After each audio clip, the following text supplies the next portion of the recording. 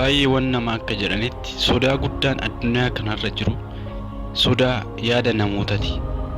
Yaada namootaa sodaachuu. Ani yoon kana ta'e, ani yoon kana hojjedhe, ani yoon nama akkanaa ta'e, ani yoon karaa kanarra deeme, namoonni maal laan jedhu jedhanii yaada namaa sodaachuudha. Garuu dubbiin akkas hin turre. Yaada namaa sodaachuu hin qabnu. Akkuma yaada namaa sodaachuu dhiisten ati karaa kee uummachuu jalqabda. Yaada namaa sodaattu yoo ta'e karaa keessan irras ciminaan imalta. Yoos ati akka leencaatti karaa kee uummatta jechuudha. Leenci hin sodaatu, leenci kana jedheetoo yaada namaatti hin qabamu, leenci karaa ofii jedhe qofarra kan deemudha jechuudha. Akkuma yaada namaa sodaachuu dhiisten ati nama cimaa addunyaa kanarraa adda ta'e, nama addunyaa kanarratti waa uumuuf, waa raawwachuuf dhalate, nama kaayyoo qabu akka taate keessa keetti sitti dhaga'ama. Yoos kaayyoo keessan irra deddeebi'uuf keessa keetti onnee horattee daandii kee irra buuta. Bilisummaa keessaniinis ni gammadda. Hojii isa caalu hojjechuufis of kakaasta. Yeroo san ati leenca akka leencatti ilaalamta jechuudha. Hundumti si sodaatu, hundumti si kabaju, hundumti daandii keessanitti harka hin qabu jechuudha. Ati sodaatamaa, ati kabajamaa, ati nama bu'a qabeessa ofii keetiif taata. Leenci gara ajajamatti osoo hin taane gara ofii of ajajetti deema. Gara waa hojjechuuf itti amanatti, gara waa hojjechuuf yaadatti sodaa malee imala.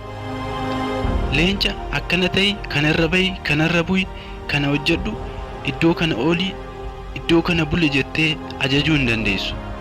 Maaliifidha?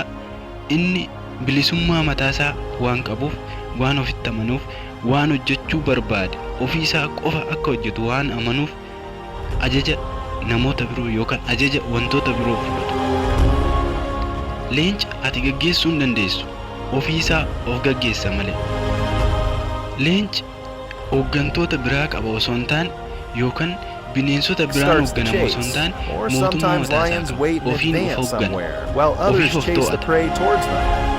Leenci waan ammaan guddaa ta'eef miti. Leenci waan bineensota biroorra saffisaa ta'e miti. Bineensonni isarra guddoon ni jiru, bineensonni isarra saffisan ni jiru. Leenci bineensota biroorraa yookaan uumamtoota biroorraa adda bahee waan eebbifameen miti. Leenci yaada isaan leenca waan ta'eef qofa. Yaada isaan leencummaa waan qabaateef qofa bineensi uumamtoota kaanirraa kan of hoogganu, kan ofitti amanu, bilisummaa mataasaa kan qabu, karaa ofii yaadirra kan deemu, bu'a qabeessa kan ta'e. Egaa leenca leencummaa isaatti adda isa godha erga jennee maalimee yaadni leencummaa? Yaadni leencummaa ofitti amanamummaa sodaa hin qabne qabaachuudha. Kana jechuun ofitti amanamummaa isaa sodaa dhabuun isaa qulfii milkaa'ina yookaan jagnummaa yookaan gootummaa leencati. Leenci akka laayyootti diinan hin mo'amu. Yoo diinni isa marserre amma du'a isaatti diinota san ofirraa fajjisa malee leenci ciisee hin du'u.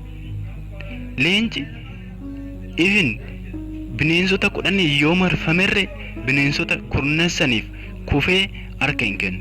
Humna qabuun, yaada qabuun warra isa mo'achuu dhufessan ni falmata. Bineensonni 10 ta'anii leenca weeraruu yoo dhufanillee leenci bineensota 10 kana baay'ina isaanii ilaalee harka itti laatu. Amma isaan mo'uu danda'utti yookaan amma mo'amutti leenci bineensota kana mo'achuuf wajjin kufee ka'a ni falmata. Maarree nurree yaadni leencummaa kun jireenya keenya keessatti nu barbaachisa. Maaltu beeka yookaan bineensa marfamneen jirru ta'a. Garuu jireenya keenya nutti cimee yaadni keenya nutti ulfaatee karoora qabaannee karoora keenya san galmaan ga'uu dadhabnee karaarra deddeebi'aa jirra ta'a. Dhiphina keessa jirra ta'a. Garuu yaada leencummaa kana leencarraa barannee osoo fudhanne sodaa tokko malee karoora qabnu san galmaan ga'uuf baanee ni buuna yoo ta'e yaada keenyan ofitti amanummaa qabna yoo ta'e, sodaan keessa keenyan jiru yoo ta'e, hanga dhumaatti karoora qabnuuf, kaayyoo qabnuuf, of kennuuf ni qophoofna yoo ta'e galma ni geenya. Leencarraa waa baay'ee barachuu dandeenya. Leenci jireenya isaa keessatti kufaatiin nan mudata jedhee hin sodaatu. Waan hojjetu san, waan itti amane san dhaqee hojjeta. Leenci osoo hin beekin diinaan yoo marfame diina isaa san harka hin laatu. Humna qabuun, tooftaa qabuun diinota isaa mo'achuuf ka'a. Kanaaf nullee rakkinni nu mudachuu danda'a. Qoramuu dandeenya, kufuu dandeenya.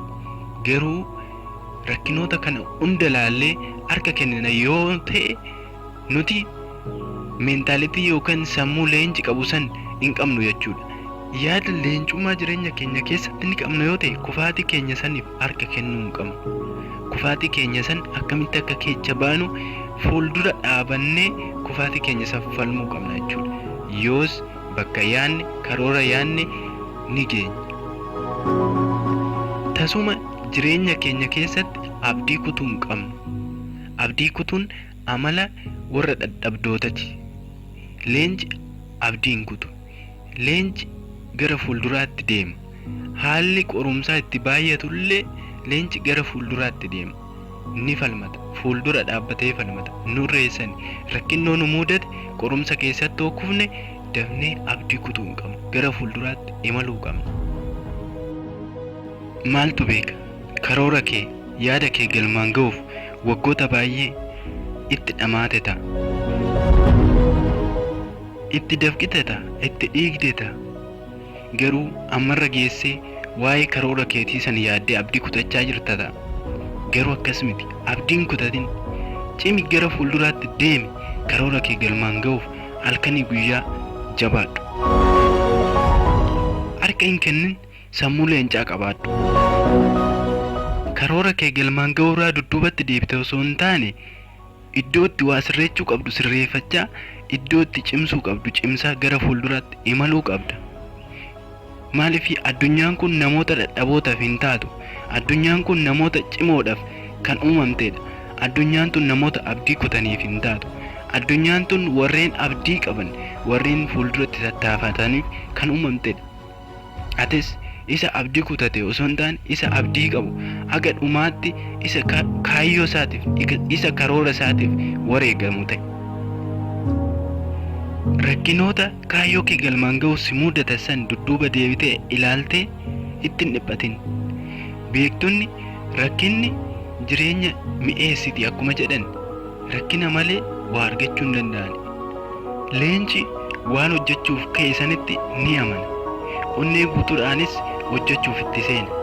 Atillee waan hojjechaa jirtutti, waan karoorfattetti, waan fuulduratti ga'uu barbaadde jalqaba amani. Erga amanteen booda humna guutuudhaan itti seeni. Sababni isaa namoonni baay'een karoora ni qabu, kaayyoo ni qabu. Garuu kaayyoo qabaatan sanitti hin amanan. Shakkii keessa isaanitti uummatu.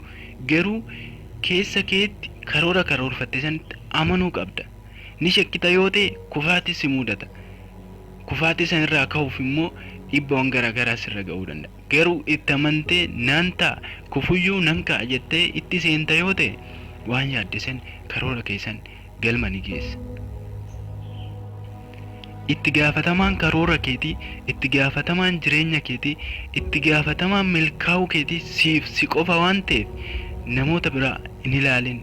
Ofii keetiif itti gaafatamaa mataa keetii ta'e waan hojjechuu barbaadde sanittis humna guutuudhaan seeni. Sammuu leencummaa qabaadhu. Ofitti amanummaa leenci qabu qabaadhu. Isaanis gara hojii keetti, gara karoora kee galmeessutti seeni. Leenci bilisummaa qaba. Bilisummaa isaa saniinis hojii isaa akka gaariitti hojjeta. Waan hojjechuu barbaade san galmaan ga'a. Atis jireenya keetiif yookaan karoora kee galmaan ga'uudhaaf bilisummaa mataa keetii qabaadhu. Jireenya kee keessatti yookaan gaafa galma keessa yookaan galma ga'uu kee keessatti bilisummaa qabaachuu qabda. Bilisummaa hojii, bilisummaa yaaduu, bilisummaa hojjechuu hin qabdu yoo ta'e ofitti amanamummaan kee gadi bu'a. Kanaafuu jireenya kee bilisummaadhaan guuti. Bilisummaa keetiifis hojjedhu. Bilisummaa kees galmaan ga'i. bilisummaa sammuu kee waliin haala gaariin haasa'uu qabaadhu. Bilisummaa gara fuulduraatti maal akka ta'uu qabdu ofitti himuu qabaadhu. Bilisummaa waan yaaddeer waan jetterra jiraachuu qabaadhu. Bilisummaa jechuun sodaa waa tokko qabaachuu dhiisuu jechuudha. Bilisummaa fuulduratti eenyu akka ta'uuf deemtu beekuu qabaachuu qabda. Namaafillee bilisummaa eenyu akka isaan ta'uuf deeman, eenyu akka ta'uu qaban kan yaadan bilisummaa akkasirree nama biraaf laachuu qabda. Bilisummaa keetiif falmadhu. Leenci leencummaa isaatiin of eega. Leenci waan hojjetu akkasuma hin hojjetu. Of eeggannoo cimaa taasiseeti kan inni hojjetu. Leenci hojii isaa haalaan kunuunsa. Walitti dhufeenya isaa haalaan kunuunsa. Deemsa isaa hundumaa haalaan eeggata. Atoo jireenya kee keessatti of eeggannoo akkamii taasisuu qabda? Jireenya kee keessatti maal haala gaariidhaan eeggachuuf tattaafatta? Qaamaan osoo hin taane sammuudhaan. Miira keetiin irra akkamitti waa hojjechuu dandeessa? Akkamiin miira kee to'achuu dandeessa? Yeroo kee immoo maal irratti dabarsuun siif mijata? Yoo maal irratti dabarsite, yeroo kee yoo maal hojjechaa dabarsite, yoo maal irratti dabarsite si gammachiisa? Gara fuulduraatti akka imaltuuf immoo maaltu si kakaasa? Sababni ati jiraachuu keetii hoo maali? Jireenya keetiif hoo eenyudha yookaan maaltu hiika sirrii kennuu danda'a? Egaa kanaaf wanta amma si gaafadhe kana hiika itti laachuuf yookaan eeggachuuf jiraachuu qabda. Leenci dorgomaadha yookaan leenconni dorgomtoota. Leenconni sa'aatii 24 qaban hunda keessatti adamsoodhaan qofa miti sa'aatii isaanii kan dabarsan. Yeroo dheeraatti boqonnaa fudhachuuf dabarsu. Garuu yeroo kaasan wanta barbaadan san haalan argatu. Yeroo barbaadanitti ni ka'u, ni adamsu, waan adamsan sanis ni argatu. Boqonnaa sammuus ni qabu, waan argatan sanittis ni gammadu, milkaa'ina isaanii sanis haalan gammachuun ittiin jiraatu. Akkasumallee sa'aatii dheeraati hojjetteen hojiin kee madaalamu. Hojii hojjette saniin qulqullina akkamiin akka ati hojjettedha kan inni madaalamu. Yeroo hojjettu sanitti hojii hojjettu sanitti amanteettaa? Wanta itti amantee san immoo humna guutuudhaan hojjetteettaa kan jedhudha kan inni ilaalamu. Kanaaf sa'aatii dheeraa ati hojjette santu ilaalama osoo hin taane qulqullina hojii ati hojjette santu ilaalama. Kanaaf leenconni hojii hojjetan san irratti effective yookaan qulqullinaan hojjetanii waan hojjetan san argachuu isaan irratti dorgommiin namni isaan qixxaatu yookaan bineensonni isaan hin qixxaatu hin jiru. Atillee hojii hojjettu san irratti itti gaafatamummaadhaan, itti amanamummaadhaan fudhattee hojjettee galmaan geessee dorgomaa cimaa ta'uu dandeessa jechuudha. Egaa